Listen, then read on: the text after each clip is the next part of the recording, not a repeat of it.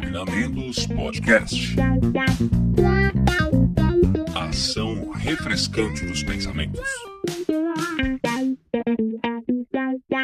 Olá, notável ouvinte, vida longa e próspera. Eu sou Fernando Pessotto, psicólogo, doutor em psicologia, um pesquisador do comportamento humano, e estamos começando o episódio número 71 do Cognamentos Podcast. E você já sabe que por aqui eu vou falar sobre saúde mental, cultura, saúde em geral, curiosidades, até psicologia e muito mais. Então, se arruma aí no sofá, no carro, na academia, no busão, lavando aquela louça em qualquer lugar que esteja ouvindo e sinta-se em casa.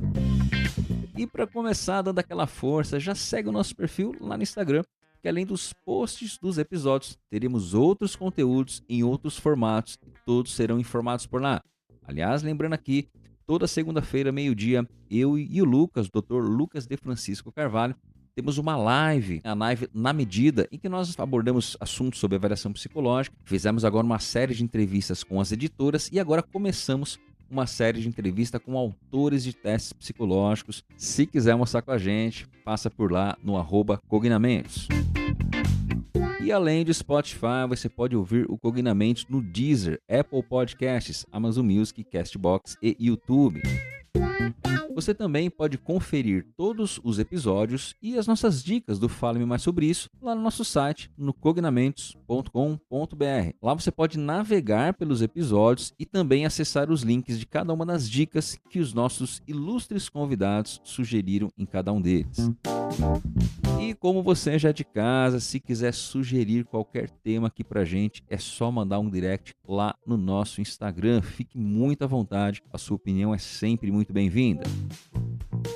E chegamos naquele momento de fazer aquele pedido especial para você que está ouvindo. Eu sei que isso é repetitivo, mas quando eu falo de seguir no Instagram, nos seguir no Spotify, além de avaliar a gente lá, né, eu sei que, como eu falei, é repetitivo, mas é muito importante para o crescimento e para a manutenção do Cognamentos. Como você sabe, todo esse conteúdo ele é gratuito. Todos os convidados que gentilmente dividem suas experiências conosco participam de forma gratuita, mas é claro que manter esse projeto ativo tem custos de edição, tem um tempo para marcar, criar pauta, gravar, postar, impulsionar para a gente poder chegar a mais gente, chegar mais longe, né? Então tudo isso gera um custo. Então se você está achando esse conteúdo relevante, pô, que legal, o conteúdo que está sendo entregue aqui, eu só peço essa ajuda nas redes, pois cada vez mais que as pessoas curtem, avaliam, encaminham os episódios, os algoritmos entendem a relevância, sugerindo para outras pessoas. Então sabe aquela pessoa que você sabe, pô, esse é um conteúdo legal, acho que fulano ali vai gostar, manda para ele, tenta encaminhar para uma ou duas pessoas,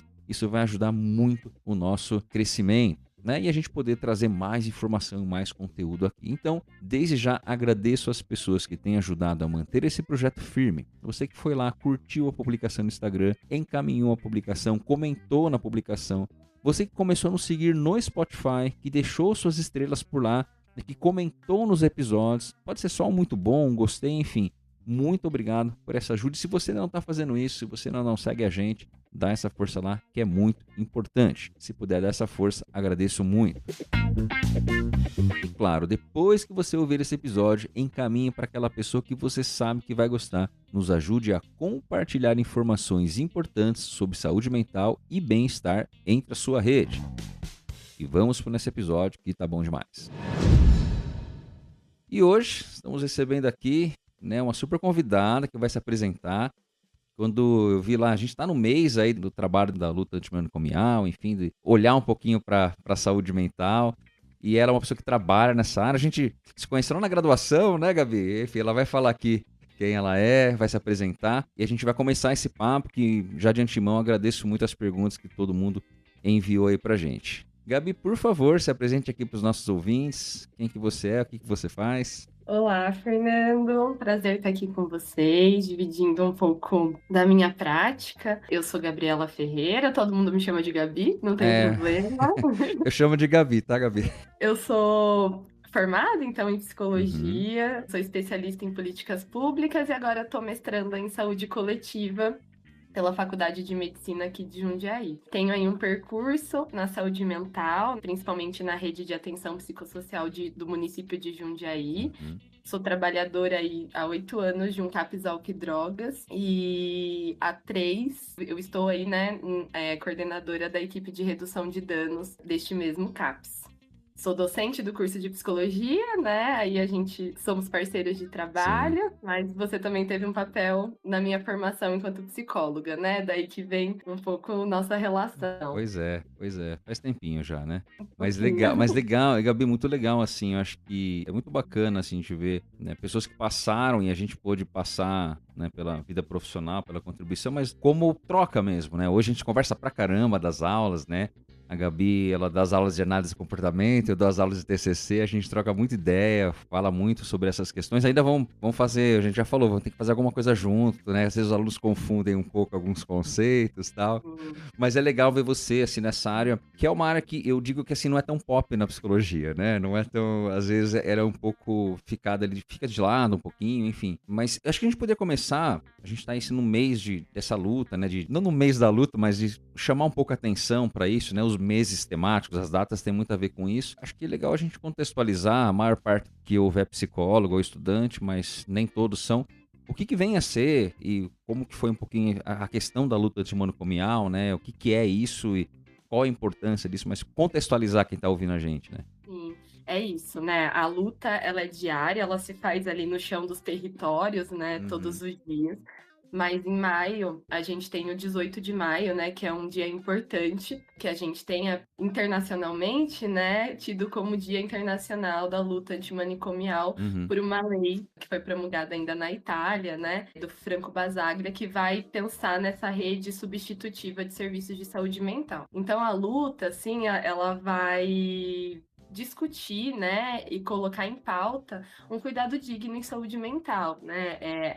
Há muitos anos, não tantos atrás, né?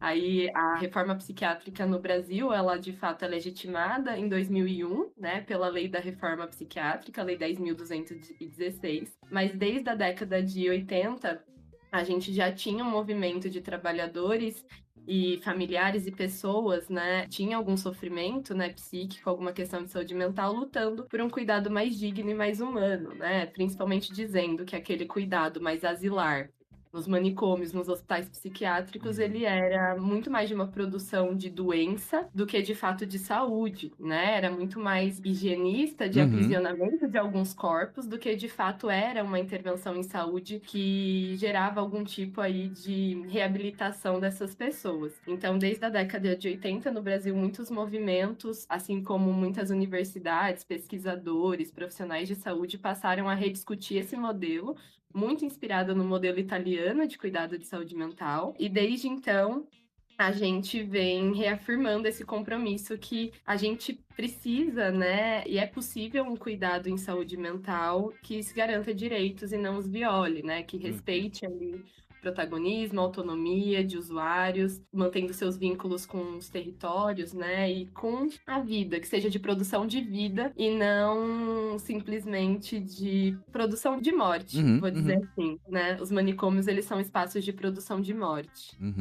E assim, né, em um tempo em que como você falou, não tinha uma proposta de cuidado, né, era basicamente tirar da sociedade, era basicamente se resumir a isso, né, e colocar à margem literalmente, né, então a proposta praticamente era essa, né. É isso, o manicômio, ele serve exatamente para servir a algumas políticas do Estado, né, e a luta antimanicomial, ela vai convidar as pessoas a conviverem com a loucura e de forma coletiva poder cuidar das pessoas que adoecem. Então, a luta antimanicomial, ela é um movimento contracultural. Ela vai estabelecer a possibilidade da gente conseguir conviver com a diferença e ela vai reforçar que saúde mental ela não se faz individualizando os sujeitos, né? Mas o adoecimento psíquico, assim como é uma produção coletiva, o seu cuidado, o tratamento, ele também precisa ser uma responsabilidade coletiva. De todo mundo. E você estava falando do movimento que meio iniciou na Itália ali também, né? Então, com modelos ali. Em 2005, agora 2006, eu morei na Itália, né? Eu morei 1 ano e meio, tranquei a faculdade, morei lá, no meio da faculdade, né? Fui lá trabalhar no projeto social, aí fiquei 1 ano e meio lá. E tem um músico, eu não lembro o nome dele agora, é Simone alguma coisa, Cristic, acho que é uma coisa assim, é um músico lá. E ele lançou uma música que ganhou prêmio, enfim, a Itália tem um festival todo ano para promover as músicas, tal, quem lança a música naquele ano, enfim, ele ganhou um das premiações e a música é Regalerò una rosa, eu vou te presentear com uma rosa, uma coisa assim, né? E essa música, ele traz a experiência dele, porque ele ia semanalmente em hospitais e manicômios falar com as pessoas. Então ele ia porque, assim, as pessoas eram sozinhas, ele não tem formação nenhuma, ele é músico e tal. Ele ia lá para conversar com as pessoas. Ele tinha uma cadeira, até que a apresentação dele ele fazia com uma cadeira, de uma maneira simbólica ali, que era a parceira dele. E ele fez a música tudo em cima desses relatos. Eu lembro que a música começa assim, mais ou menos alguma coisa, me chamo Antônio e sou louco. Nasci em 54 e tô aqui desde que era menino porque eu achava que falava com o demônio. Né? Então, a minha vida foi inteira dentro do manicômio, né? Então, são relatos reais, assim, né? Baseado nas conversas dele. E foi um grande movimento naquela época. A gente já tinha passado, mas era 2007, mais ou menos, 2006, 2007. Desse movimento lá, que, assim, a gente tinha uma equipe de psicólogos, eu era estudante ainda. E teve uma grande repercussão, inclusive, lá também. Depois que eu fiquei sabendo, eu era estudante na época, mas, assim, a coisa estava acontecendo ali naquele momento, né? É bastante interessante entender que não é uma coisa assim, às vezes vem essa questão, coisa do Brasil aí de querer, mas tem um movimento muito maior do que esse, né? E claro que isso tem que ser adequado ao nosso, aí acho que a gente entra um pouquinho na nossa realidade brasileira, de políticas públicas em geral, né? Eu lembro que tinha um advogado, eu fui estagiário em Várzea Paulista, né, na Secretaria de Assistência Social, e ele sempre falava isso, né, que o fato de a gente ter políticas públicas é que a nossa Constituição não funciona, porque não precisaria ter nenhuma política pública se a nossa Constituição funcionasse. Se todo mundo tivesse direito, ele sempre criticava. Eu falava, a gente tenta fazer propostas de políticas públicas e não deveria existir nenhuma. Mas a gente recebeu uma pergunta, que eu queria até começar com essa aqui, porque acho que tem um pouco uma questão prática, acho que você está vivenciando isso ali. Veio do link anônimo, então não sei o que é, mas muito obrigado pela pergunta. Mesmo com a descontinuidade dos manicômios, primeiro eu quero saber se realmente isso é 100% ou não, se existem alguns modelos, né? Porque uma coisa é falar que acabou, outra coisa é realmente ter acabado, né? Muitos pacientes continuaram não tendo acesso a um acompanhamento adequado. Como você vê isso? Realmente teve impacto positivo? Né? Enfim, o primeiro ponto é teve realmente, a gente não tem mais manicômio realmente, né? Não é bem assim, né? A reforma psiquiátrica brasileira, ela não fechou todos os hospitais psiquiátricos, né, no Brasil. O que a gente foi tendo desde 2001, né, quando a lei da reforma ela foi publicada, foi um fechamento gradual de leitos em hospitais psiquiátricos, né? Então, assim, congelou-se durante um tempo, né? A partir dela, congelou-se que não haveria novas inserções, então muitos hospitais, eles pararam de receber novos internos. E aquelas pessoas que estavam internadas, elas foram sofrendo um processo de desinstitucionalização. Tá. Né, para que esses leitos fossem de fato definitivamente fechados. A gente tem um documento importante de 2019, que é um relatório nacional de fechamento dos hospitais psiquiátricos, né? 2019? Então, 2019. Ah, recente, pagando. É importante esse marco de 2019, porque até 2019 a gente tinha, né, uma política dessa maneira, de desinstitucionalização, de fechamentos de leito. Então, a gente teve de 2014 a esse período, mais de 70 hospitais psiquiátricos nesse congelamento, nesse fechamento progressivo, com muitos leitos sendo fechados. E nesse mesmo período a gente tem ali, né, quase 3 mil, até 2024, que é o último dado, 3 mil CAPs habilitados, né, no país, né? Os CAPs, para quem não sabe, né, os Centros de Atenção Psicossocial, é um dos equipamentos que substitui o cuidado que faz parte da rede substitutiva, né, aos manicômios. Então, assim, o que a gente foi tendo até 2019 foi esse fechamento gradual, e dentre as políticas de desinstitucionalização, né, o cuidado ele passa a ser, então, direcionado para os centros de atenção psicossociais, que compõem essa rede substitutiva, que a gente chama de RAPS, né, Rede de Atenção Psicossocial, onde as UBSs, né, os postinhos de saúde fazem parte, os hospitais gerais da cidade fazem parte, equipe de SAMU faz parte, centro de convivência faz parte. Então, não é só o cuidado em CAPS que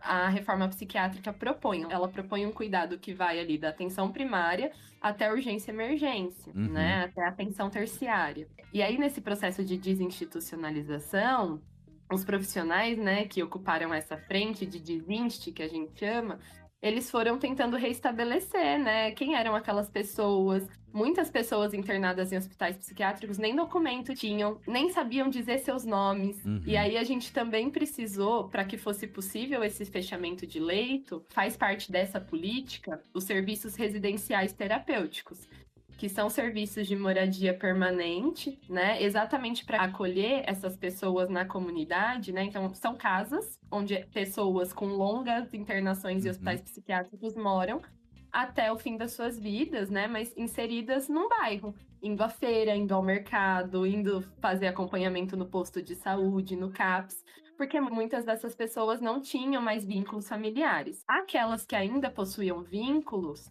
a proposta foi investir bastante nesses vínculos para que fosse possível esse retorno para casa, né? E o acompanhamento territorial. Então, assim, em resumo, a gente não tem o fechamento total dos hospitais psiquiátricos ainda hoje. Depois de 2019, né, o governo do Brasil, ele retoma os hospitais psiquiátricos dentro da RAPS, né? Então, alguns municípios voltaram a fazer novas internações, assim como houve ali as comunidades terapêuticas para as pessoas que usam álcool e outras drogas, né? Foi criado um departamento, né, numa outra pasta, que não é a pasta do Ministério da Saúde, para as internações para as pessoas que usam drogas. E também as comunidades terapêuticas foram colocadas dentro da RAPS. Então, a gente viveu, né, nos últimos 5 anos de muito retrocessos nessa política, né? E novos manicômios sendo criados com outras fachadas, né? Como é o caso das comunidades terapêuticas. Então, assim, é uma política muito promissora, que tem ali seus impactos muito positivos, porque a gente foi conseguindo, né, fazer os processos de desinstitucionalização, fechando esses leitos, habilitando CAPS. Mas esse processo de habilitação, né, dos últimos 25 anos dos CAPs, eles foram extremamente desiguais, né, no território brasileiro. Então, a gente tem muitos mais CAPs localizados na região sudeste do que no norte, no nordeste. Então, essa forma, a rede substitutiva, ela não foi eficientemente implantada, né, em todo o território, o que fragiliza a política. E, assim, toda política precisa de financiamento. Não dá para fazer política pública se a gente não investe Tem dinheiro. uma quantidade de profissionais envolvidos nesse processo muito grande, né? Assim, para demanda, inclusive, né? Exato, exato. E é isso, né? O hospital psiquiátrico, né? Vamos tomar o exemplo do mais famoso, né? Que é o Hospital Colônia de Barbacena. Ele chegou a acolher simultaneamente cerca de 5.000 pessoas em internação. Se a gente pensar quem era essa equipe, era uma equipe médica, uma equipe de enfermagem, mas muitas pessoas contratadas como cuidadores. Então, você também não tinha uma equipe que tivesse ali um nível de qualificação que fosse eficiente e nem que é isso. O Hospital Colônia, ele é símbolo desse fracasso do cuidado manicomial, né? 60.000 pessoas chegaram a morrer durante os 30 anos de funcionamento desse hospital. É um número gigante, né? Nossa. É um número gigante. É absurdo. E quando você fala isso, eu me lembro de um professor meu, Carlos Gama, ele um tatuante, faz tempo que eu não falo com ele, eu cheguei a conversar com ele algumas vezes, depois de formado ainda. A gente tinha um contato grande, e ele sempre atua nessa área, inclusive ele tem materiais publicados em relação a CAPS, livro e tal. A gente era um pouco próximo ali na graduação e tal. E ele sempre falou, um dos pontos que ele trazia é justamente essa questão, assim, claro, às vezes é fácil criticar, não deu conta, tá vendo, não funcionou. Mas o número, inclusive, como você colocou, né? Acho que o número de serviços, né, do CAPS e tal, eles não eram suficientes para abarcar as pessoas, muitas vezes, que necessitavam de um apoio. Como também, assim, né? Você precisa remunerar esses profissionais, você precisa de uma estrutura, você precisa realmente de uma verba ali. E a gente já fala de saúde e já não é tanto prioridade. Saúde mental, então, né? E ainda saúde mental para uma população que até então era tida como a margem, né? Como vamos deixar de fora ali, menos ainda, né? Eu me lembro que quando eu dava aula em Americana, eu fui coordenador de estágios lá e do curso depois. A gente tinha um contato lá com o hospital psiquiátrico de lá, não sei se você conhece, o Ceará. E nós, na época, a gente foi bem criticado por levar estagiários para lá, tá? Porque é o hospital psiquiátrico. Mas eles estavam nesse processo, tanto que eles tinham grande parte, já tinha uma estrutura lateral ali, vinculada ao hospital, né? Que era uma espécie de hospital dia, assim, né? As pessoas iam lá durante o dia, voltavam para casa, ficavam com as famílias, mas tinham atividades lá com músicos, os estagiários atuavam nessa área, inclusive, né? Eles estava iniciando uma residência terapêutica na época, era a primeira, assim, ali, eu não sei nem se existe mais ou se como que foi, porque foi a época que eu saí de lá. E tinham, como você estava falando, tinha algumas pessoas que nem familiares tinham mais, ninguém sabia nada. Como é que você vai tirar, como é que você vai joga essa pessoa para fora e fala, e aí? Né? Isso, inclusive, foi uma das questões da fazer com a residência terapêutica na época, né? Assim, algumas pessoas que pudessem, que tinham alguma condição.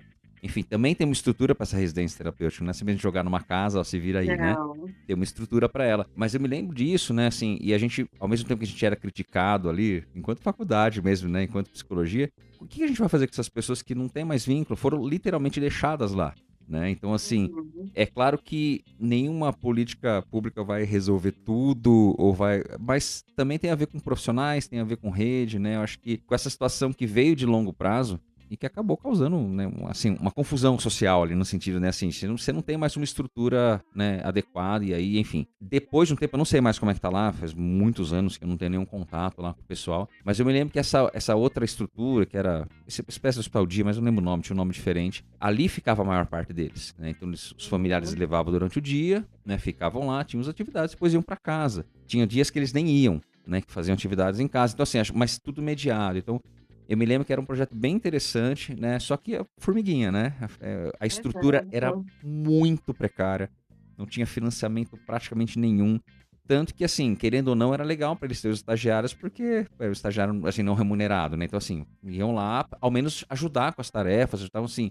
A gente ficou alguns anos lá trabalhando e, enfim, acho que é um pouco respondendo, assim, não é simplesmente a política que não funciona, né? Você precisa ter uma estrutura muito grande, né? Exato, Né? e precisa per se de interesse do município, Perfeito. né? Então, tem uma parte da verba que vem do ministério, né? Que vem Sim. ali do governo federal, mas grande parte da verba, ela também vem do município, né? Então, por exemplo, Jundiaí, a gente zerou o censo de pessoas nascidas em Jundiaí que estavam internadas em hospitais psiquiátricos. Caramba! Já fazem uns 2 anos que a gente zerou esse censo, se eu não me engano. Então, Que a legal. gente hoje não tem nenhum nascido, nenhuma pessoa natural de Jundiaí em uma internação de longa permanência num hospital psiquiátrico. Todas essas pessoas que estavam, né, e eram mapeadas e conhecidas, elas vieram para morar em 3 serviços residenciais terapêuticos. Então, a gente tem 30 moradores, né, de antigos hospitais psiquiátricos aqui na cidade.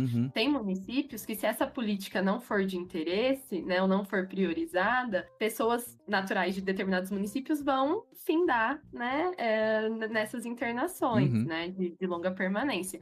E o que você falou é importante, assim, a gente não terminou a reforma psiquiátrica. Isso está acontecendo, né? A gente tá em reforma, Sim. né? E a luta, ela vai dizer disso, assim, essa pauta, ela não findou, a reforma não se deu como concluída. Ainda mais num país como o nosso, né? Com muitas desigualdades, Sim. com uma realidade de vários determinantes que produzem esse adoecimento, a gente ainda tá em reforma. E a gente precisa continuar falando disso, né? Porque agora os manicômios são outros, agora os adoecimentos são outros. Sim. Né? Então a gente precisa continuar falando sobre esse modelo de cuidado. Isso que você falou é importantíssimo, assim, né? Está acontecendo, né? Não é uma coisa que aconteceu. Houve um movimento mais intenso, porque parece que isso não era só para fechar manicômio, né? Então acabou. Não, na verdade, nem chegou a fechar tudo, né? E você está falando de Jundiaí, assim, a gente tem quantas residências terapêuticas tem em Jundiaí? A gente tem 3. 3 serviços residenciais terapêuticos. A primeira foi inaugurada em 2019, as 2 primeiras. E aí depois, se eu não me engano, eu não vou me arriscar o ano, não, tranquilo. Né? Mas aí de 2019 a 2026... Que é recente também, né? Tem 3 implementadas. É recente. É recente. Né? Hoje aqui em Jundiaí, a gente chegou a receber visitas até internacionais, assim, porque a gente é uma referência de rede de atenção psicossocial. A gente tem todos os equipamentos da RAPS implantados no município. Lógico, é suficiente para o município? Não é. Mas a gente tem, pelo menos, todos os serviços que a rede de atenção psicossocial ela visa, né? Ela garante. Mas entender que também, né, é suficiente. Nunca vai começar. Se não começa, não evolui, né? Exato. Primeiro a gente começa, depois a gente melhora, né? Então, assim, não tem como começar já com 20 residências terapêuticas para abarcar todo mundo. Não, tem que começar com o que é possível. Até para testar particularidades, né? E entender. Aliás, essa é uma questão, assim, eu não tenho muita experiência, assim, queria até entender como que é o funcionamento, assim, de uma residência terapêutica, qual que é a estrutura que ela precisa ter, o tipo de apoio, como que é Até do ponto de vista profissional, assim, como que funciona isso? Uhum, uhum. Assim, a residência terapêutica ela é um serviço de moradia Uhum, permanente. Então, ela é uma casa e ela precisa ser uma casa. Nesse sentido, é um espaço onde as pessoas elas conseguem retomar suas humanidades. Então, uhum. assim, num hospital, eu vou primeiro falar desses Ok, objetivos, né? Tem pessoas, moradores dessas residências aqui em Jundiaí, que ficaram 30 anos internados em hospitais psiquiátricos, né? caramba. É muito tempo, que chegaram lá ainda jovens adultos, né? E saíram ali, né, já maduros. Então, essa casa, ela visa que as pessoas possam retomar ali, né? Ter os seus pertences, comer o que se gosta, fazer a feira, ter as próprias calcinhas e cuecas. Ter sua autonomia, né? Uhum, Isso parece besta, né? Mas num hospital psiquiátrico as pessoas muitas vezes nem sequer usam roupas, uhum. né? Sim. Então, essas retomadas de coisas que por vezes pra gente é tão comum, para essas pessoas é retomar esse ser gente, Uhum, né? Ser gente de direito, assim. Existem dois tipos, né, de residências terapêuticas na política. O primeiro tipo, né, são residências onde podem ter até 10 moradores, em ambas, tá? é 10. Até 10 Uhum, moradores. E aí, a residência terapêutica tipo 1, elas são para pacientes com mais autonomia. uhum. Então, necessariamente, eles têm ali um cuidador num período ali do dia para apoiar algumas atividades, mas como são pessoas que têm mais autonomia, elas fazem a gerência da casa quase que sozinhas, né? Uhum. E elas podem sair desacompanhadas, voltar. Isso não é nenhum problema, é um espaço aberto, né? Uma casa. E aí não E tem nenhum profissional que tem algum acesso específico ali, assim, ou tem algum acompanhamento ali? Não, Não, dentro da casa, a casa é um serviço de moradia. O é realmente deles. tratamento, ele Uhum, vai ser realizado no perfeito. CAPS. Uhum, Então, a casa, as pessoas moram, o tratamento em saúde é no CAPS e no postinho de saúde, uhum, né? perfeito. Que é esse cuidado comunitário que a gente vai Uhum, traçando.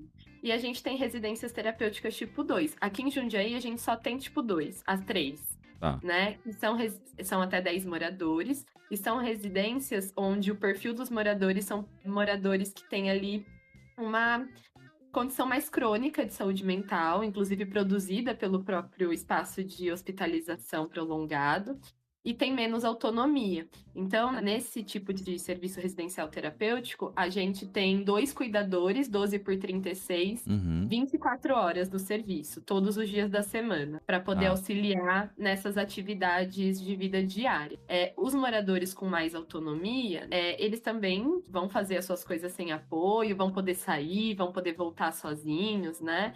E aí funciona da mesma forma. O tratamento é no CAPS e a casa é um lugar de moradia. Tá, entendi. Realmente, assim, autonomia total deles dentro da casa, assim, a residência deles, né? Exato. E Uhum, lógico, né? O CAPS, ele dá todo o apoio, ele precisa ser retaguarda dessa equipe de cuidadores que está nessa casa, uhum, né? sim, Então, o CAPS também faz visita domiciliar, perfeito. faz reunião também, quando necessário, com esses orientadores. Os serviços residenciais terapêuticos, eles têm coordenadores locais de cada casa. Esse coordenador dos serviços residenciais terapêuticos, eles são pessoas profissionais com ensino superior, então que também conseguem matriciar, Uhum, apoiar, coordenar e orientar, instruir esses cuidadores, né? Que são cargos de nível médio, né? Então tá. conseguem Uhum. dar esse apoio qualificado, qualificando esse cotidiano. Pô, mas que legal, Gabi, assim, de saber, né? Saber uma força que eu não sabia, por exemplo, né? Dessa referência, né? De serviço dentro aqui de Jundiaí, né? Pô, legal demais saber disso.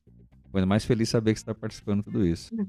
E eu vou aproveitar, então, nós tivemos duas perguntas que acho que estão um pouco relacionadas. Parte acho que você já respondeu, mas uma do Jefferson, que foi meu aluno de pós-graduação, ele falou, além de fechar os manicômios, que a gente já falou um pouquinho, quais outras propostas de reforma que funcionaram? Acho que você falou um pouquinho, mas se quiser talvez trazer algum ponto, aí eu vou juntar com a outra. Sim, E essa aqui foi do Rodrigo, que foi meu aluno lá em Americana. Inclusive, ele participou desses projetos, ele foi estagiário lá. Quais foram os legal. principais avanços da saúde pública no Brasil depois da reforma? Então a gente já tá entendendo, gente. Não acabou a reforma. Vamos, Não. vamos só lembrar disso, né? Mas acho que um ponto assim, né? O que você percebe que mais Hum. funcionou, né, em relação a isso? E acho que essa questão assim, né? O que avançou nesse ponto depois, ao menos esse início? Né, que você percebe que é algo que reverberou melhor, talvez não só em Jundiaí, mas no Brasil como um todo. Sim, então, além de fechar leitos em hospitais psiquiátricos, né, é isso. O serviço substitutivo não é só CAPS. Então, Perfeito. outras propostas que funcionaram, as próprias SRTs, que a gente estava falando agora, que é uma política de desinstitucionalização. A gente tem os centros de convivência, se a gente está falando, né, de um cuidado comunitário, a gente tem os SECOS, que são centros de convivência e geração de renda para as pessoas que fazem cuidado em saúde mental, que são espaços onde elas podem sim fazer vínculos comunitários, né? Fazer atividades, participar de rodas de conversa, participar de iniciativas de geração de trabalho e renda. Então, são pessoas que vão sim conseguir produzir e ter renda, mas numa outra lógica de economia, que não é essa lógica de economia capitalista, né? Mas sim numa economia entre pares, solidária, mais horizontal. Então, são iniciativas também de autonomia e de cidadania. Eu acho não, um outro avanço importante, né, que a luta antimanicomial, ela tem uma frase que a gente sempre repete, né? Nada sobre nós sem nós. Então, antes, quando a gente tinha ali o médico, né, aquele modelo hospitalocêntrico e médico-centrado, controlando ali quais seriam as intervenções de saúde, na reforma psiquiátrica, essa lógica, ela muda. E aí a gente começa a ter movimentos de usuários da rede de saúde mental, podendo discutir e protagonizar pautas que para eles são importantes nesse cuidado de saúde mental. Então, não será mais discutido questões sobre a minha saúde sem mim, né? Sem a gente que sofre junto. Os próprios conselhos dos serviços, os conselhos municipais sendo compostos também por pessoas usuárias da rede de saúde mental, os próprios conselhos, né, as conferências. Então, assim, a gente tem um movimento dessas pessoas muito mais autônomo e muito mais protagonista, né? Fazendo parte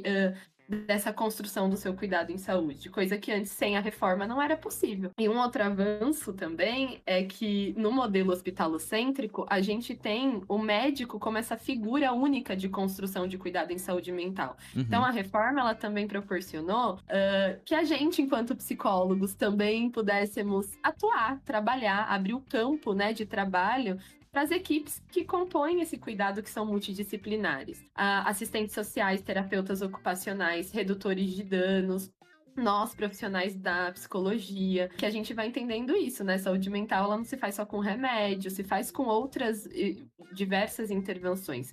Então, um avanço da reforma também foi propiciar que outros profissionais tão qualificados e treinados quanto os médicos também chegassem para compor esse cuidado. Perfeito. Então, acho que são esses os pontos, assim, desses avanços. Acho que um ponto importante, né? A gente tem um avanço na política de medicação também. Então, no modelo manicomial, antes, né, ali na década de 80, 90, nos 2000, muitas das pessoas que sofriam com transtornos de humor ou esquizofrenias, né? Muitas das medicações, elas só tinham acesso dentro desses hospitais, ou custeadas de maneira muito cara, de forma independente. Então, a reforma, ela também trouxe que muitas dessas medicações para quadros de saúde mental pudessem ser disponibilizadas via SUS. O acesso à medicação. Perfeito. Sim, que não é barato, né, Gabi? Assim, democratizado. o acesso particular aí não é barato, assim, às vezes todo esse processo. E muitas vezes é isso, né? Não funciona no melhor, mas se não tem nem acesso, nem a medicação. Não é só a medicação, né? Mas que interessante, né? Exato, exato. Então, acho que esses são os principais avanços, assim, né? Fortalecimento dessa autonomia, dessa participação na construção do próprio cuidado, ter acesso a outros profissionais e a outras intervenções, né? Você falou da música. Dentro do CAPS, a gente cria contextos favorecedores para que as pessoas possam construir repertório, né? Se a gente não tem contextos que favoreçam alguns comportamentos, a gente, então, possivelmente reduz as chances deles acontecerem. Então, no CAPS, a gente tem oficina de música, a gente tem oficina de futebol, a gente tem oficina de culinária, a gente sai com os nossos usuários para ir ao cinema, porque muitas dessas pessoas têm uma história de acesso a esse espaço e a essas atividades de forma muito restrita, ou que foram abandonadas há muito tempo. Né? Eu sou psicóloga de um CAPS álcool e drogas, então muitas vezes o convite para poder retomar ali coisas da vida que foram deixadas acabam servindo como ponte, né, para a construção de novos repertórios. Perfeito. Então é isso, né? Você tá falando das oficinas. Eu tive uma aluna, eu era supervisor na faculdade, lá no começo, assim, né? Como eu vinha dessa área ali, da social, ali em Várzea Paulista e tal, eu fui supervisor de psicologia social um bom tempo ali, né? Com alguns trabalhos. Eu tinha uma aluna, ela é da Bahia, ela estava fazendo faculdade ali em Americana, ela veio para fazer faculdade, né? E a oficina dela era de dança, dentro de um CAPS. Era demais, assim, ela era... A galera, todo mundo esperava ela chegar, né? E depois teve uma apresentação de dança no fim do estágio, assim, foi bem interessante, foi legal pra caramba. E acho que é um pouco disso, né, assim, de humanizar o processo, né? Não ficar trabalhando só questões... Claro, o tratamento em si ali, né? A ideia da condição, do transtorno, enfim, obviamente ele tem que ser olhado, mas essa ideia, né? A proposta dela sempre foi essa. E no começo ela ficava um pouco, professor, não sei. Ela gostava, né? Já dançava. Eu falei, é uma ótima proposta para você fazer ali, né? Junto, e aí tem um ponto que você falou, por isso que eu lembrei, com outros profissionais, né? Os profissionais, inclusive, participavam, né, das oficinas, tal, assim, até nesse formato, né, de dividir ali as experiências, tal, mas é isso, né, de devolver a humanidade tem a ver com isso, né. A gente não fica limitado, né, uma questão da doença ali, enfim, né, da condição. A ideia é justamente, a residência tem essa proposta, né, a pessoa tem que estar na comunidade, se ela perdeu esses vínculos de alguma forma, né, até pensando na responsabilidade social dessa pessoa que perdeu os vínculos ali, né, uma obrigação de fazer isso. Sim. E a gente recebeu uma outra pergunta, essa aqui é gigante, tá? Eu vou ler aqui que ela é grandona. Obrigado aí ao Gabriel, né, que mandou aqui pra gente. E acho que tem um pouco a ver com o que a gente tá falando, e sobretudo, né, uma questão mais social, integrada. Acho que tem a ver com a outra pergunta. Eu vou emendar as outras duas também, que acho que tem a ver, né? Então ele colocou assim: escreveu o nosso link anônimo, embora ele se identificou, por isso que eu vou falar, tá? Aqui, olá, meu nome é Gabriel, eu sou estudante de psicologia e técnico de enfermagem na atenção básica, no BS. Na atenção básica, muitas vezes a gente percebe que o sofrimento psíquico do paciente não nasce só de uma questão individual, mas o desemprego, violência, abandono, fome, uso de drogas na família, falta de perspectiva. Como a psicologia social e a luta antimanicomial enxergam esse limite entre o que é um sofrimento que precisa de terapia e o que na verdade exige intervenção social e políticas públicas para que o cuidado faça sentido, né? E mandou um forte abraço. Obrigado, Gabriel, pela pergunta.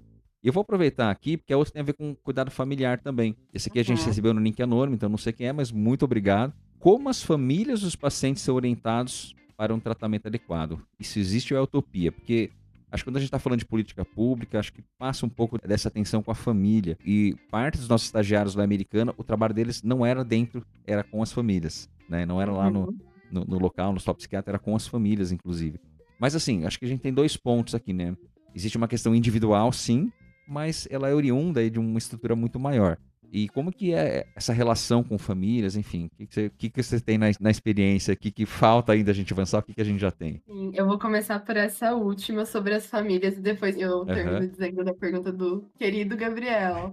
Assim, né? Sim, não é uma utopia esse cuidado com as famílias, né? Então, quando a gente pensa, enquanto a gente está no modelo asilar de tratamento, né? Então, internando as pessoas em hospitais, a gente está individualizando o sofrimento psíquico e dizendo que a responsabilidade de quem sofre é do próprio sujeito que sofre, né? Quando a gente vai dizendo desse cuidado na rede substitutiva, a gente vai dizendo que a gente precisa olhar para uma relação em rede, que é esse usuário, a comunidade, a família e a equipe de cuidado, né?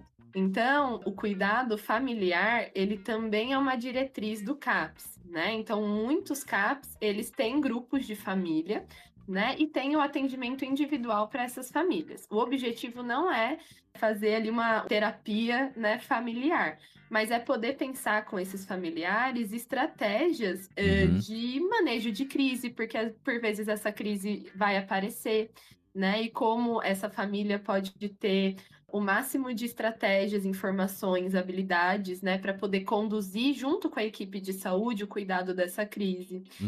Os grupos de família, por vezes, eles acontecem junto com as UBSs no território, né? Então, aqui em Jundiaí, a gente tem essa experiência do CAPS-AD, por exemplo, né? As profissionais, elas saem do CAPS-AD e elas vão para a UBS fazer grupo de família com os familiares de usuários do CAPS-AD naquele território. E isso é muito interessante, porque a gente cria apoio entre pares. Então, muitas vezes, muitos dos grupos de família são compostos por mulheres, né? Que ainda estão nesse lugar de cuidado. Então, acho que isso é uma coisa importante de se dizer. E muitas vezes, esses familiares, eles falam assim, nossa, eu tenho muita vergonha, Porque quando, né, meu filho entra em crise, os vizinhos sabem, né? E aí é muito interessante que nesses momentos, a outra pessoa, o outro familiar que mora nesse mesmo bairro, ele diz assim: olha, não precisa ter vergonha. Inclusive, se você precisar, né, de ajuda nesse dia, agora que eu ouvi, né, como é na sua casa e você ouviu como é na minha, a gente pode também estar junto ali nessas situações.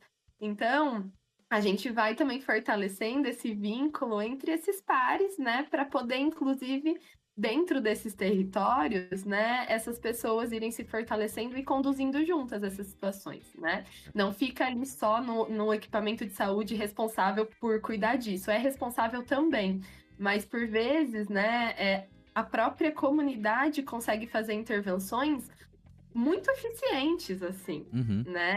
E que causa esse acolhimento, esse senso de pertencimento e de coletivo. Então, existe. Muitas vezes a gente também trabalha com essas famílias. Quais são os limites dessas famílias conseguirem se fortalecer para colocar esses limites, né? Então, dentro da política de um CAPS-AD, né, os atendimentos familiares, eles fazem parte do processo de trabalho nesse sentido. E aí a gente tem muitas experiências desse tipo. Acho que uma experiência muito bonita que eu queria dividir com vocês foi uma familiar que ela estava acompanhando o filho numa oficina no CAPS-AD. E nessa oficina, nesse dia, eles iam fazer treino de escrita para as pessoas que não tinham acessado a escola, a alfabetização. E essa familiar acompanhando o filho, ela conseguiu dizer que ela não era escolarizada, né? E ela perguntou se ela podia ficar junto nesse dia. E aí ela ficou. E aí depois ela saiu e ela voltou no dia seguinte dizendo assim: eu tô muito feliz porque eu aprendi a escrever o meu nome, Que legal. né? E a Uhum. partir disso ela foi criando um outro vínculo com a equipe de saúde e de cuidado do filho dela, né? Porque muitas vezes a família chega muito cansada. Sim. E É. aí, por vezes, né, esse cansaço, essa irritação é colocada, né, para a equipe também que tá lá para acolher. Sim. E quando a gente consegue estar de outras maneiras, né, não só para falar do tratamento do filho com essa senhora, mas também para falar dessa senhora e propiciar um espaço que Pô, oportunize ela demais. entrar em contato com outras coisas, a gente também cria outra relação, né? Então acho que é uma experiência muito bonita, assim, que Pô, eu tive lindo a chance de demais. acompanhar. E assim, né? Não só cria um outro vínculo, mas aquele espaço tem um outro sentido, né? E não é esse Exato. espaço de eu ir lá porque eu tenho que prestar conta, que tem um outro sentido, inclusive pra mim, né? Pô, legal demais. É. Exato. Então, assim, não é utópico. Uhum. É lógico que vai depender, né? Cada CAPS tem uma equipe diferente, que por vezes, né, é composta por mais ou menos profissionais. Então, a gente também, às vezes, tem CAPS que não conseguem fazer esse atendimento familiar por uma falta de equipe. Então, também a gente precisa falar, né, para não ficar parecendo que é romântico demais, mas vai depender da estrutura de cada serviço. E sobre a pergunta do Gabriel, a saúde mental, né, os serviços de saúde mental, eles estão alocados na saúde. E por vezes, parece redundante isso que eu tô falando, mas é importante dizer. Por vezes nós, né, que estamos ali profissionais desses serviços, a gente escuta de redes parceiras, né, de outras políticas dizendo assim, não, mas a minha parte eu fiz, agora é a saúde. Esse Uhum. paciente, ele usa drogas, ele não é do meu serviço, ele é dele, é do CAPS.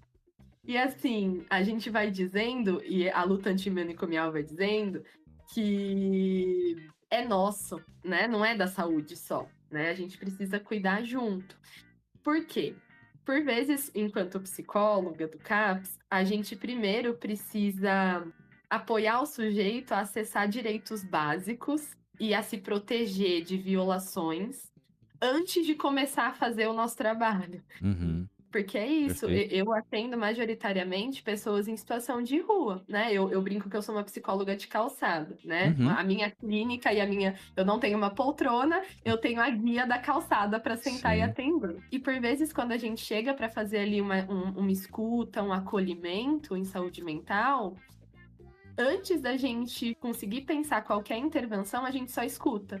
Escuta um sujeito que dormiu na chuva a noite inteira, escuta um sujeito que levou choque de madrugada pela guarda, Uhum. né? Escuta um sujeito que vai dizer assim para mim: mas como que eu vou pensar em participar de uma oficina se eu não consigo dormir à noite? Se eu não posso ir no CAPS, porque como que eu vou levar os meus cachorros e todos os meus pertences? Se eu sair daqui, eu vou perder o meu lugar, Uhum. né?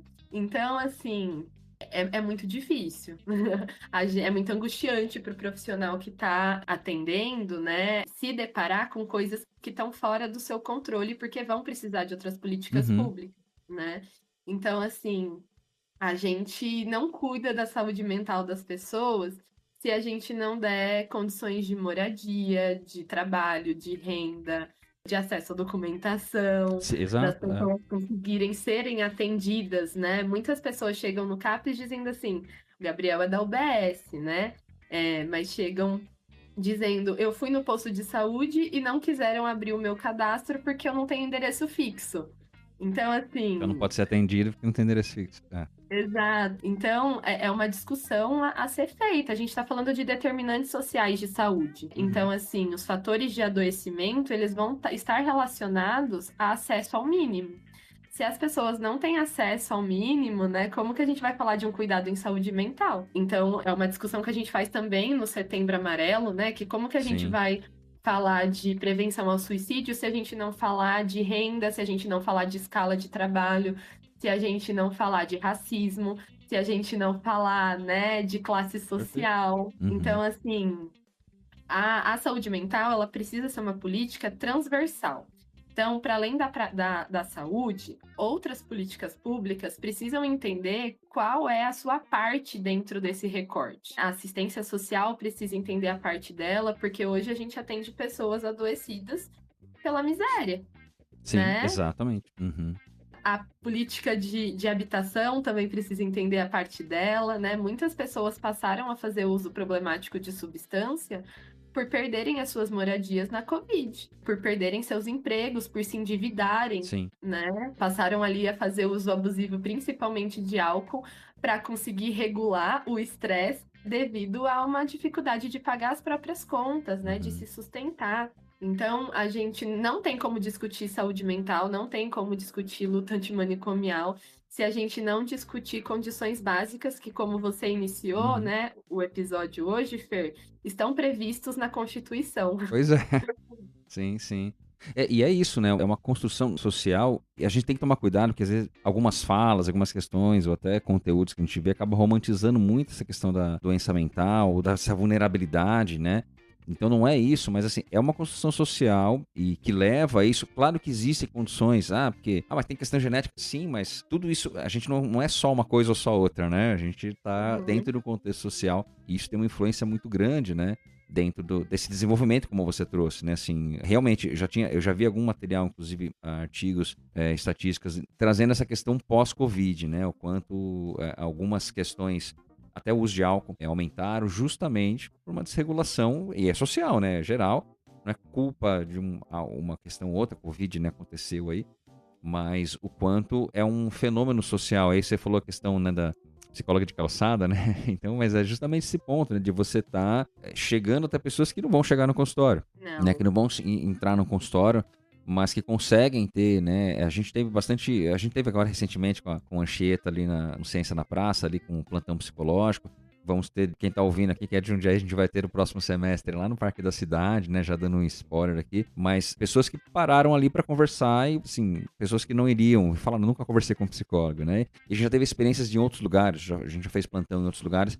E é muito esse relato, né? Eu sentei aqui, mas eu não sei nem o que falar, assim, só queria conversar. Falei, beleza, é para isso que a gente tá aqui, né? E acho que é um ponto, assim, de você sair um pouco desse modelo, não é que o modelo não funciona, para algumas pessoas vão ter acesso, para outras não vão ter. Então, a importância, né, de você jogar o contexto social também, equiparar isso, né? Demais. E assim, eu tenho uma questão minha. Eu sempre trabalhei muito isso quando a gente estava lá. Era a Priscila, que era a psicóloga responsável ali no hospital psiquiátrico. A gente trocava muita ideia disso. E é uma pergunta, assim, até mais pessoal, mas ligada a uma questão até da resiliência do profissional, né? Porque a gente sabe que muitas das questões que o profissional, não só da psicologia, no caso, pode falar da sua perspectiva, mas de outros profissionais, né, da área de saúde de forma geral, de ter uma resiliência de estar na área. Primeiro porque não depende só da sua atuação, depende de um conjunto de políticas públicas e de outros profissionais, da família, como a gente está falando aqui. E a gente sabe que, assim, né, aquela expectativa, você falou que trabalha na redução de danos, né? Trabalhar em redução de danos, para minha concepção, e com alguns pacientes na clínica a gente também faz isso, mas você trabalha resiliência, né? Porque às vezes você quer que o paciente chegue num estado melhor ainda, mas pela situação, não é que ele não vai conseguir, mas pela situação agora, vamos reduzir isso aqui para que menos a qualidade de vida melhore. Como que fica isso para você, assim, Gabi, sabe? De entender limites de atuação, né? Que a gente pouco fala disso em aula, a gente pouco fala disso no contexto de faculdade, né? A gente conta os casos, eu costumo falar, eu conto os casos que não deram certo também, né? Mas assim, a gente costuma trazer, até para exemplificar, mas a gente sabe que existe um limite ali. Como que fica isso dentro do profissional, na sua experiência, com os pares que você trabalha, enfim? Nossa, Fer, essa é uma pergunta que toca fundo, assim. Essa a gente não combinou, essa eu acabei... É porque era uma questão Não, minha que eu queria trazer, porque sim. assim, quando eu estava um pouco mais próximo da área social, isso é uma coisa que me pegava muito, assim, né? Mas enfim. Sim, acho que o primeiro ponto é a gente conseguir lidar com as nossas expectativas, porque elas serão frustradas, Uhum. né? Em vários momentos. A redução de danos, ela trata disso, né? Do sujeito que ali usa drogas poder dizer qual cuidado ele quer e qual cuidado é possível para ele naquele momento. Uhum. Então, a gente, enquanto profissional, a gente precisa sair daquela cadeirinha central, muitas Sim. vezes que não é para a gente ocupar, mas a gente corre esse risco sempre, para trabalhar de forma muito colaborativa com quem a gente atende, né? A gente, tecnicamente, sabe de um monte de coisa para Uhum. beneficiar o outro, mas o outro que sofre é quem sabe melhor de si, né? E a gente vai tendo que traçar esse caminho juntos. Então, por vezes, aquilo que eu vejo como potência para alguém que eu atendo, não é o que a pessoa vê como potência o que ela quer naquele momento. Uhum. E aí eu não posso obrigar ela a caminhar da forma que eu acho, Perfeito. né? Uhum. Dentro da minha normatividade, que eu acho que é bacana. Porque muitas vezes a gente também tenta enquadrar o outro numa normatividade que é nossa, né? É o que é normal para mim. E aí, a gente poder também se destituir desse lugar e poder olhar para o outro a partir da realidade do outro é um treino necessário, e por isso que as equipes de saúde mental, elas precisam ter supervisão, né? Então, hoje a gente tem uma realidade no CAPS-AD que eu trabalho, e na equipe de redução de danos, né? Que a gente tem supervisão. Justamente para a gente evitar cair nesses lugares, né? E ter uma atitude manicomial com o outro ali no atendimento. Eu sinto que não é tão frustrante quando tá na relação com o usuário. Eu sinto que isso é muito mais nos frustra, mas é muito mais possível de costurar depois junto. Tá. Acho que o que é mais difícil e mais frustrante é quando a gente tem uma limitação no campo da política pública. Ou seja, a gente sabe que aquele usuário ele tem determinado direito, ele tem determinada necessidade, mas o processo burocrático para que ele acesse esse direito é tão grande que por vezes a gente não consegue seguir com o nosso trabalho porque ele não está conseguindo o atendimento que ele precisa em outra política pública. Eu fiquei 1 ano com um usuário nosso tentando tirar o RG dele. Porque a certidão de nascimento, agora só se tira RG com certidão de nascimento original, válida por 3 meses. E eu fiquei 1 ano, a gente ficou 1 ano com ele tentando tirar a certidão, e muito difícil, muito processo burocrático, ele não conseguia pagar, a gente não conseguia acesso ao cartório. E esse documento, ele era essencial para que ele conseguisse fazer alguns exames mais refinados em saúde, que ele conseguisse dar entrada num benefício de transferência de renda, para que então ele pudesse acessar algumas outras coisas. Então, assim, até que a gente fizesse de fato o que a gente tem como preconizado fazer, a gente precisou tramitar por outros processos que nem é da nossa política pública diretamente, né? E às vezes é muito frustrante, por exemplo, a gente demora meses para tirar um RG de alguém e aí no dia seguinte, 1 semana depois, a gente chega para atender essa pessoa lá na rua para fazer o atendimento de saúde mental, e o carro da limpeza urbana levou todos os pertences e a mochila dessa pessoa com o documento que Com o estava documento dentro. Né? Isso é inconstitucional, isso é violento. Então, assim, eu acho que a frustração e a resiliência, ela é bem balançada, pelo menos a minha, nesse sentido, sabe? É quando a gente entende que a gente tá produzindo algo, mas as outras políticas, por diversas questões, por vezes não conseguem chegar junto com a gente. Que desafio, né? Você vê, e assim, né? É ainda isso, colocando a margem, né? Então, E a dificuldade de dar, assim, parece tão simples, né? Uma questão de um RG, de uma identidade, né? Mas aquilo não só vai garantir, né, acesso a uma rede de serviços, mas assim, é a identidade literal da pessoa, A né? dignidade, a cidadania, Exatamente, né? exato. E às vezes é isso, né? Vai lá e retira sem, enfim, é revoltante algumas coisas, né? É O difícil. nosso trabalho, né, principalmente no campo álcool e drogas, seja pela dinâmica de uso das pessoas, né? Seja exatamente por esse tipo de situação, muitas vezes a gente vai pela repetição, né? Então vamos de novo. Uhum, Estamos aqui, vamos de novo. Mas é bem desafiador, assim. sim, Então, ter minimamente uma equipe parceira ali é o que vai também dando força para a gente continuar, né? perfeito. Gabi, eu ficaria batendo papo, pô, demais. Ah, que gostoso conversar, e acho que assim, né? Acho que tema importante da gente trazer à tona, poder contribuir de alguma forma na divulgação, né? Desse, não só da temática, mas da luta, da questão que ela, gente, não acabou, então, né? A gente tem que estar aí na batalha diária. Quando a gente pensa nos manicômios, né, a gente falou muito desse manicômio concreto, né, Uhum, e desses serviços concretos que o substituem. Mas eu queria dizer que muitas vezes o manicômio ele tá nas nossas relações e nas nossas atitudes enquanto profissionais. uhum. Que a gente deve estar muito atento nisso. O manicômio, ele tira o outro da sua posição de escolha, de autonomia, de dizer sobre si. E toda vez que a gente, durante um atendimento, a gente faz isso não só no CAPS, mas na clínica mesmo, né? Toda vez que a Sim. gente coloca ali o nosso desejo sobre o outro, a nossa avaliação em cima do desejo do outro, a gente não escuta de fato, de forma genuína, o que o outro está querendo nos dizer, a gente está tendo posturas manicomiais. Quando a gente vai se colocando, né, nesse nível hierarquizado. Então, a luta, ela também vai dizer desses manicômios concretos, desses novos manicômios, né, como as comunidades terapêuticas, mas também vai dizer para a gente estar atento às nossas posturas e nas relações de cuidado, né? Então, ser antimanicomial também é olhar para a nossa postura de vínculo, para a nossa Uhum. postura de acolhimento, para o nosso fazer junto com o outro. Então, acho que esse é um ponto, acho que bem importante da luta também. Perfeito, tem a ver com uma postura integral, né? Não com o serviço em si, né? E até às Exato. vezes que você falou, né? Às vezes um outro serviço que tem um nome mais bonito ou uma outra, né, mas na verdade continua mantendo uma estrutura, né?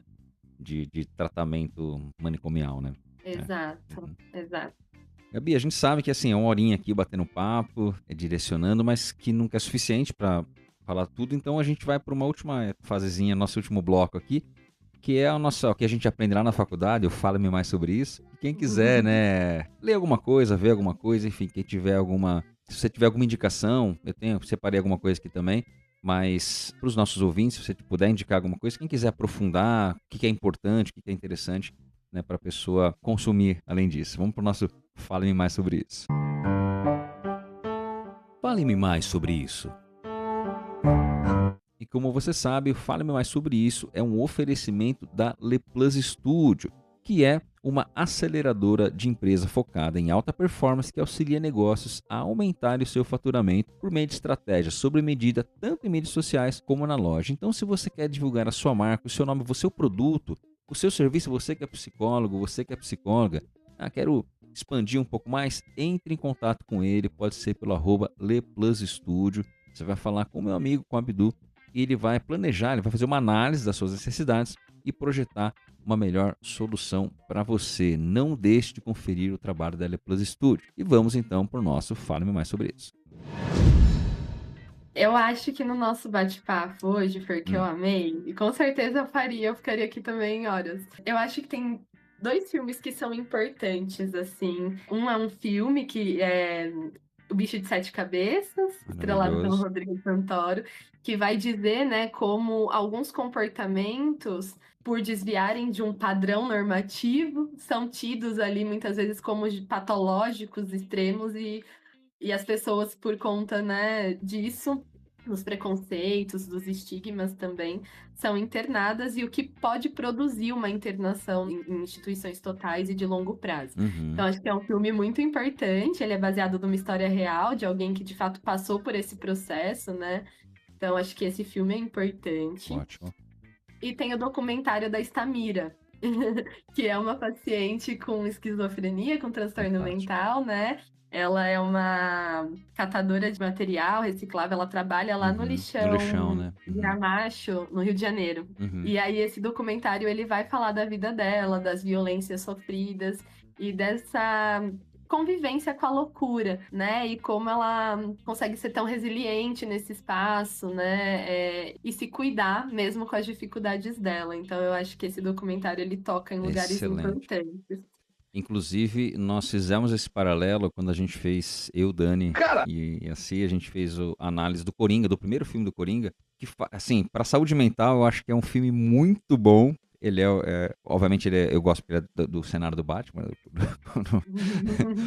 do mundo do Batman, mas assim, brincadeiras à parte, a gente fez esse paralelo com o Stamira, inclusive, né, a questão da higienização mesmo, do colocar da parte de que ele sofre um pouco isso lá, que romantizam demais, enfim, a gente fala isso lá no episódio, quem quiser depois, mas legal, é realmente um documentário excelente.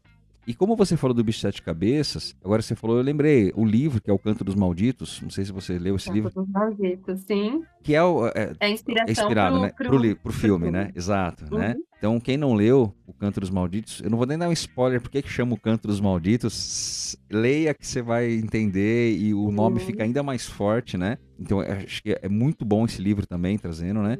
E, vou falar rapidamente, eu li um livro que é a História de Beta, não sei se você conhece. A História de Beta é uma mulher que conviveu com esquizofrenia e ela escreveu algumas coisas, é um diário dela, né, um livro que ela conta a experiência dela, vai falar da Anísia da Silveira, inclusive, né, dessa proposta diferenciada do tratamento. Eu li quando eu estava na graduação, um livro excelente.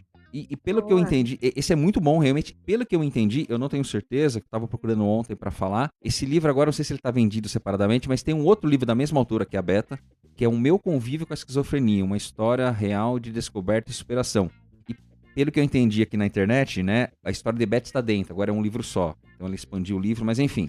Esse livro ela traz, inclusive, relatos que, a hora que o livro, assim, ele para do nada a frase, porque não dava para entender, porque ela estava em alguma crise, algum surto, e ela estava escrevendo, né? Então, e é bem interessante o relato dela, o quanto aconteceu mais adulta, assim, mais velha, já com 2 filhos, e o quanto ela foi perdendo a socialização dela, perdendo a identidade dela, foi bem interessante esse livro, é muito bom, é forte, obviamente, né? Mas fica aí uma outra dica também. E obrigado. Pô, Gabi, demais, mesmo assim, gostaria de... Falei, a gente vai ter outros bate-papos aqui para falar sobre saúde pública, trazer um pouquinho mais da experiência, mas agradeço demais sua participação aqui. Rapidamente já respondeu, vamos gravar, já deu certo. Obrigadão, muito, muito mesmo. Obrigada, Fer. Eu vou ler esse livro que eu não conheço, e só pra gente encerrar, porque eu falei várias vezes, né, do Hospital Colônia em Barbacena, tem um livro da Daniela Arbex que chama Holocausto Brasileiro, né? Eu já vi, tem nunca um li. livro e tem um documentário. O livro, ele é muito interessante, vale muito a pena, e tem o documentário, né, que eu acho que dá lugar para essa discussão que a gente teve, né? O manicômio, ele não é, o hospital psiquiátrico,